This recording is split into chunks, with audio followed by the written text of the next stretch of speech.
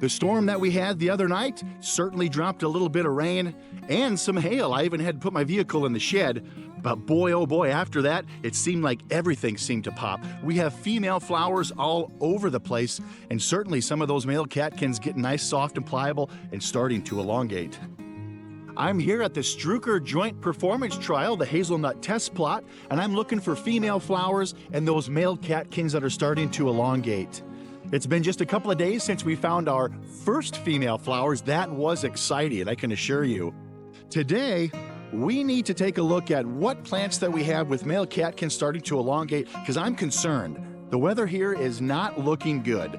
While it's been gorgeous these last couple of days, a little chilly over the weekend, we are looking at a major snowstorm of at least 8 inches of snow here on Wednesday, and I'm concerned what that's going to do to some of these male catkins that are elongated and exposed. My good friend John Kelsey from West Virginia has done some really good research showing that those male catkins can be damaged during those cold temperatures. Let's go back to the classroom for a couple of minutes and learn about phenology and the data we're taking. A major task this time of year is taking notes on the phenology of plants. We want to know when the female flowers are receptive to the pollen and when the male catkins are elongated and shedding that pollen.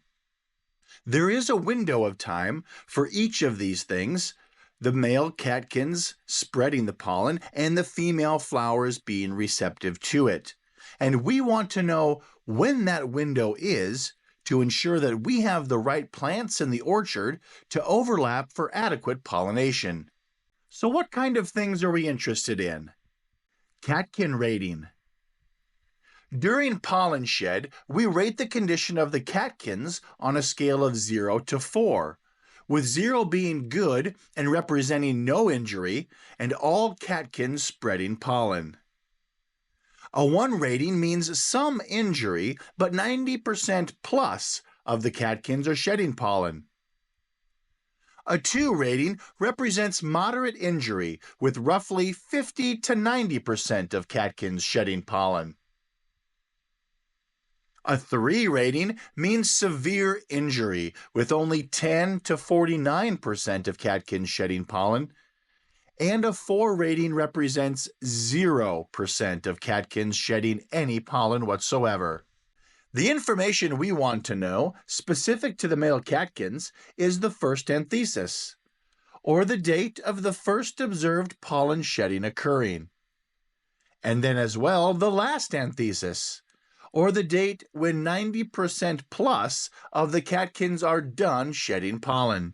Similarly, we want to record the date of the first pistillate flower, which is simply when we see the first female flowers, and then the last pistillate flower date, which is when 90% plus of all the female flowers are dried up. Early spring is also a time when we look for eastern filbert blight cankers, if we didn't get to it in the fall.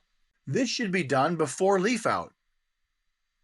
Just like the scale for catkin rating, a 0 on the EFB rating is good with no detectable EFB. A 1 rating means a single canker. A 2 rating represents multiple cankers on a single branch. A 3 rating means multiple branches with cankers. A 4 means greater than 50% of branches with cankers. And then a 5 represents a completely infected plant where all branches have cankers except for basil sprouts. Later this spring, after leaf out, we'll record spring dieback and rate plants on a scale of 0 to 4 on how well they came through the winter. Back to the orchard. I'm seeing lots of female flowers, which means we have lots of data to collect before the big snowstorm. We best get to it.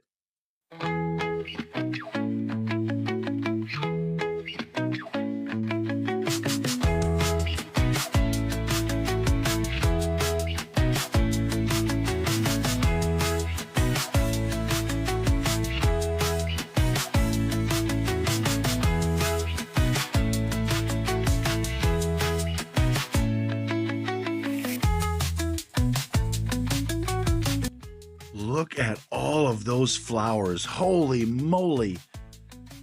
Just popping. Look at all of them.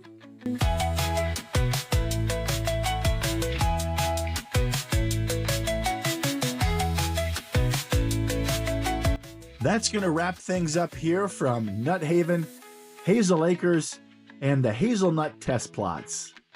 The snowstorm will be here on Wednesday. We'll see how much snow we end up getting. If you enjoyed walking the orchard with me to take this data, please like, share, and subscribe.